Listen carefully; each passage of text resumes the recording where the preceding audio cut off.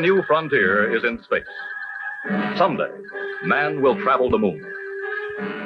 In the year 1610, Galileo viewed the moon through man's first telescope. Since then, we have learned many things about the moon. For example, we believe that there is no lunar life, that the moon has no atmosphere and no water. Surface temperatures on the side toward the sun are near boiling. On the dark side, they are far below zero, colder than any place on Earth. We know many other details about the moon, but we need to know much more. This is the story of one phase of the search for knowledge, the flight of moon rocket Pioneer 4.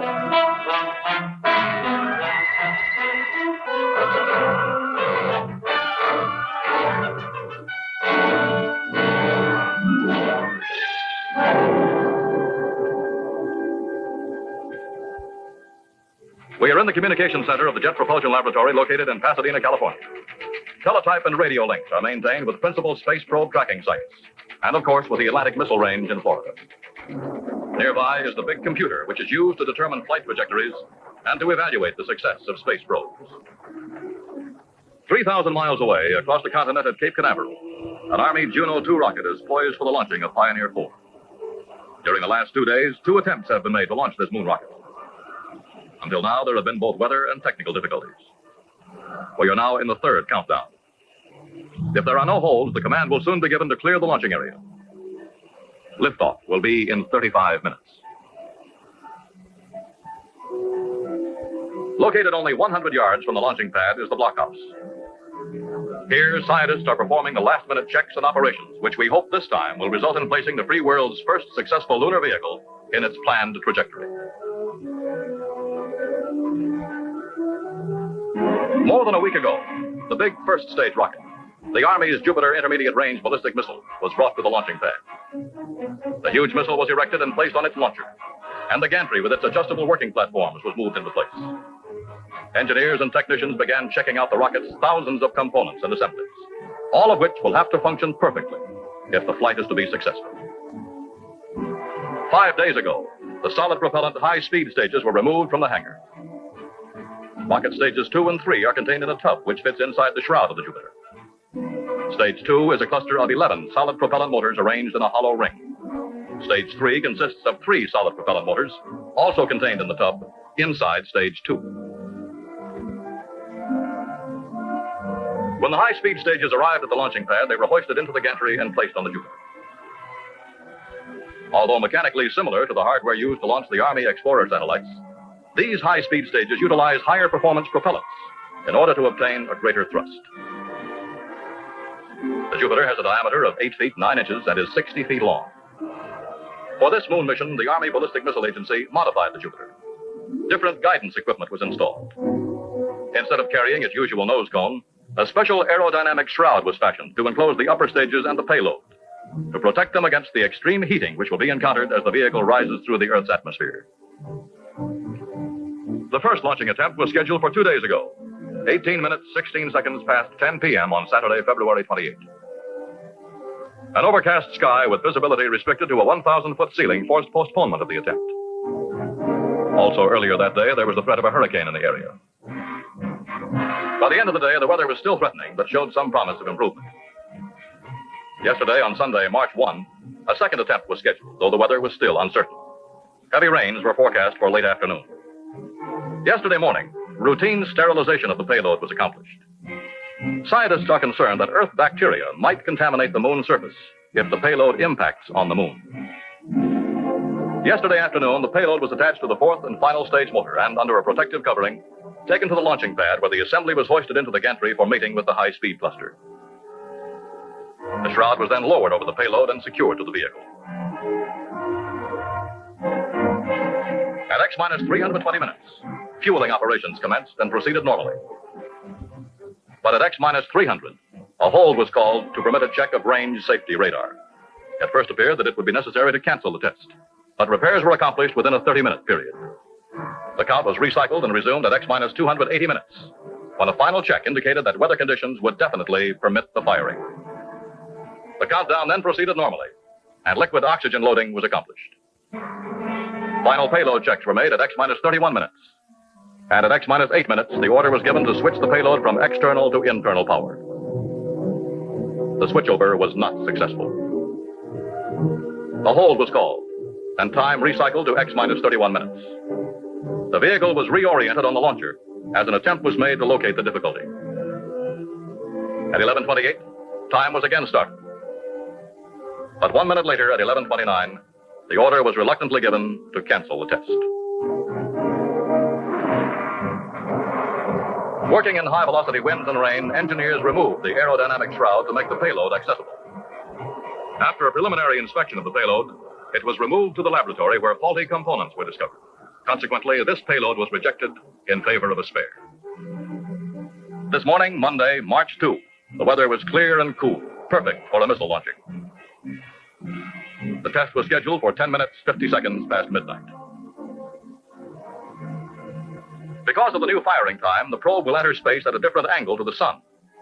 It therefore was necessary to repaint the payload, changing the white temperature control pattern to black. At 4:30 this afternoon, the payload was brought out, and this time taken up the gantry elevator. At the same time, pre-checking on the Jupiter was completed, and at 4:45, the missile was rotated to final azimuth position. At X minus 60 minutes, there was a worry that data handling equipment on the Doppler was in trouble. This has been cleared up, and now we are coming down to X minus 31, the crucial time for the third launching attempt. However, in the months that preceded this firing, there were other preparations equally important to the success of the mission. Near Goldstone Dry Lake, just south of Death Valley, California, a huge radio tracking antenna was constructed to provide a means of tracking the probe and receiving the scientific data it transmits. The Goldstone test station is a vital link in the Pioneer 4 firing. Also a part of the tracking complex is a smaller antenna located in Puerto Rico. The tracking data received by the two antennas and at the launching site will be immediately transmitted to the JPL Computing Center in Pasadena for reduction and analysis. Transmission of such information can be accomplished in a matter of minutes. In addition to teletype communications, radio contact with Cape Canaveral is maintained. This is Cape Canaveral. We are continuing with the countdown. The time is now X minus 20 minutes. Mark. Firing time is only 20 minutes away. We have been informed that the payload has been switched to internal power. All equipment is functioning perfectly and the weather remains clear. It is unlikely that there will be any further difficulties. However, any changes in schedule will be immediately relayed to this center. Planning for the Juno 2 series of lunar space probes, which had been designated Pioneer 3 and Pioneer 4, had reached an advanced stage early in 1958. At that time, Dr. William H. Pickering, director of the Jet Propulsion Laboratory, evaluated the proposed lunar flights from the perspective of past events. Our plans are now completed. But before I discuss them, it is interesting to depart from the subject for a moment and see how we arrived at this place in time when we calmly talk about the exploration of space. After Sputnik, but even before Explorer 1 was authorized, a special Jet Propulsion Laboratory study outlined plans for a moon probe. This report said, in part, the launching of the first Earth satellite by the USSR has had a tremendous impact on people everywhere. It is imperative that the United States produce a significant technological advance by providing the world with a useful moon rocket. This work is required in preparation for the time when man himself will be engaged in the supreme adventure of exploring the moon, the planets, and eventually even outer space itself. We are now committed to the following. First, we will begin the task. And so the vehicle design was frozen, and payload missions for the Juno 2 series were defined. Pioneer 3 would provide a test of the guidance and propulsion systems, obtain radiation data, and check equipment proposed for future flights. The Pioneer 4 payload would then be exactly determined using the data from Pioneer 3. Both flights would attempt to pass beyond the moon and to go into orbit around the sun. In the fall of 1958, the State University of Iowa completed preparation of the radiation package to be flown in Pioneer 3. Dr. J.A. Van Allen, who originated the radiation experiments, summarized the results obtained from the Explorer firings. Some idea of the nature of these observations can be gathered by looking at this chart. Now, this represents the Earth with its magnetic axis. Each one of these contours or curved lines is a contour of constant radiation intensity, in which the radiation intensity increases as one goes outwards from the Earth. Now, with the moon shot, we expect to shoot right through this whole pattern of radiation and determine how high it goes, at what radius from the Earth it has its maximum, and in what manner it falls off as we go to very great distances from the Earth. Now, it is not at all necessary that our apparatus go near the moon or strike the moon for this purpose. The essential thing is that the moon probe carry the apparatus to very great distances from the Earth. The first flight test of the Juno 2 program occurred in December 1958 with the launching of Pioneer 3.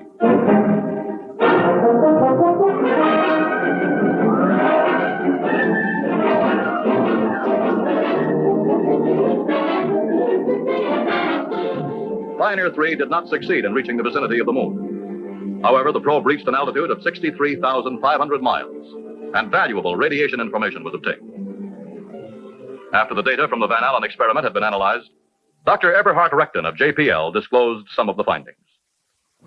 Using the earlier results from Explorer 4 and later results from Pioneer 3, Dr. Van Allen was able to show the existence of two radiation belts high over the tropic and temperate zones of the Earth.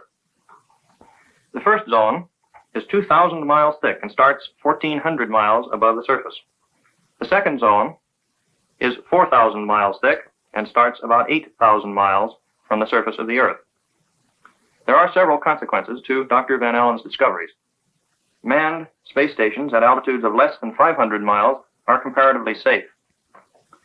The regions of high intensity are somewhat smaller than originally believed, so that if man wished to escape into space, he could either make a dash through these belts or take his ride, leaving by way of the poles.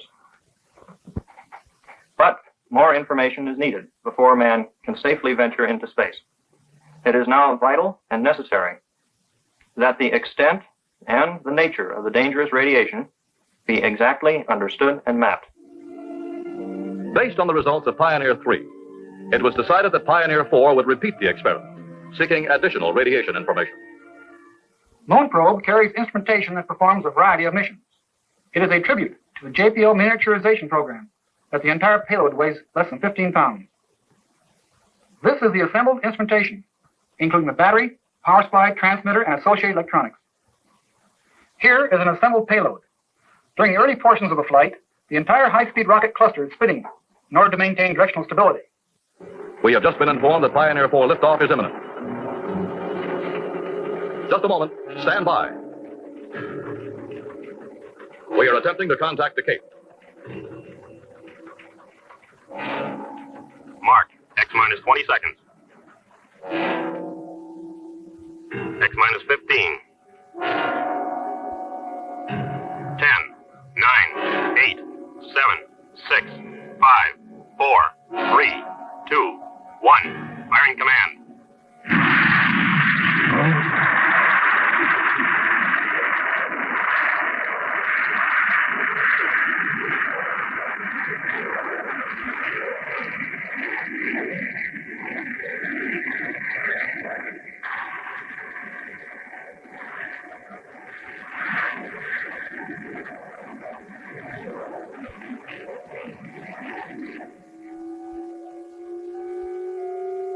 Stage 2 ignition. There goes 3. Stage 4 ignition. This is Cape Canaveral Central Control. Liftoff was normal. All stages ignited. The probe is already far out over the North Atlantic. Puerto Rico is attempting to acquire the signal. The signal was acquired in Puerto Rico on schedule, and probe telemetering is now being monitored. The data now being received will be sent to you as soon as possible. It will be some time before further information is obtained. But a description of what is happening was provided several days ago by Dr. J.E. Froelich, JPL Project Director for the probe, and Dr. K.H. Davis, head of the Army Ballistic Missile Agency's Missile Firing Laboratory. To understand fully the complexities of our moon probe project, let's consider some of the basic problems with which we must contend. Our target, of course, is here, or more precisely here. Our objective is to just miss the moon, allowing the probe to pass into the space beyond. The distance to be traveled is difficult even to imagine, nearly 250,000 miles. If you are traveling at the speed of sound, it would take nearly half a month to traverse the distance. Consider now our firing platform, the Earth. If it were standing still, the problem would in many ways be simpler. But it is, of course, revolving on its axis, producing at Cape Canaveral a rotational speed in excess of 900 miles an hour. Our target itself is also moving, orbiting the Earth at an average speed of 2,200 miles an hour. Thus, in order to reach our target, we have to aim about 75,000 miles ahead of where the moon is at the time of firing. That you may better appreciate the complexities involved, Dr. Debus will review for us the flight mechanics of a typical moon firing. Kurt, take over. Thank you, Jack. You gentlemen are very fortunate. You're going to see the completely successful firing of a probe to the vicinity of the moon. This I guarantee. Of course, you're going to see it only in drawings on a screen, which is a little easier than in actual space. However, if the real probe does succeed, the mechanics by which the success will be achieved will be those which you are going to witness. Cape Canaveral is about 28 degrees north of the equator. Firing will be in a generally easterly direction. Exact angle of firing will depend on day, hour, and minute of firing. Following a countdown of many hours, involving a final check of every possible detail, the rocket will blast off.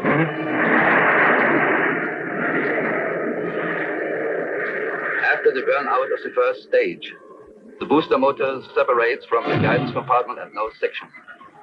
A brief period of coasting follows. The nose section is then detached by an explosive charge and moved out of the way by a small rocket motor. Meanwhile, jets of the guidance system have been activated to place the high-speed stages and the payload in proper firing attitude or direction. Now, with the rocket in effect aimed at its target, the spin-stabilized high-speed stages commence their firing sequence.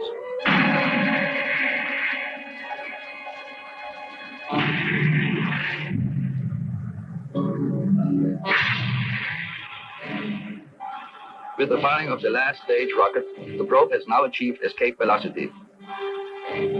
After a long period of coasting, about 10 hours, the burned-out fourth stage is separated from the probe payload, and the de-spinning device, consisting of weights attached to wires, is activated to stop the spinning motion of the probe. This is to permit a check on the performance of the optical instruments which it carries. The probe payload will now coast on into space to and beyond the vicinity of the moon. Now you know, gentlemen, how very easy, yet how very complex it all really is. Thank you, Dr. Debus. What you have seen is a presentation of what will happen if every device in our rocket vehicle functions correctly at precisely the right moment. Our final set of problems have to do with tracking the flight of the payload.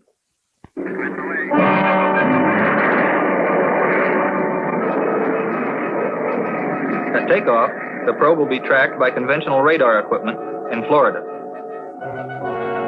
A short time later, the downrange station in Puerto Rico will pick up the signal. As the rocket rises on its trajectory, other stations ringing the Atlantic will also pick up its signal. These stations, however, will soon lose contact because of the rotation of the Earth and the greatly increasing distance. At about X plus 5 hours, when the probe is 60,000 miles out, it will come in line with JPL's long-range receiving station at Goldstone, California. This we call the first acquisition. So sensitive is the Goldstone antenna that it will permit measurements of the probe's trajectory, which will be accurate to 1/10 of a degree. At about X plus 17, Goldstone will lose contact because of the rotation of the Earth. However, enough information will have been transmitted to JPL's computer center to predict exact position of the probe in time and space until a second acquisition occurs. This will be at X plus 29 hours, as the probe again comes above the horizon of the Goldstone station. The antenna will then hold contact as the probe passes into the space beyond the moon. This, then, is the situation before us. The problems we face are almost staggering in their complexities, but we must continue to move ahead. Almost 1 hour has now elapsed since the firing of Pioneer 4. The first estimate, based on the computer predictions, will soon be made. I have been told that the payload withstood the acceleration of missile liftoff. We have also heard that the instruments are operating as planned. The trajectory appears to be down 4 degrees and south 2 degrees. This slight deviation, however, will not adversely affect the test objectives. Data from the Puerto Rico tracking station has been coming steadily into the computer center. This data is in the form of punched tape, which is automatically converted to punched cards and fed into the computer.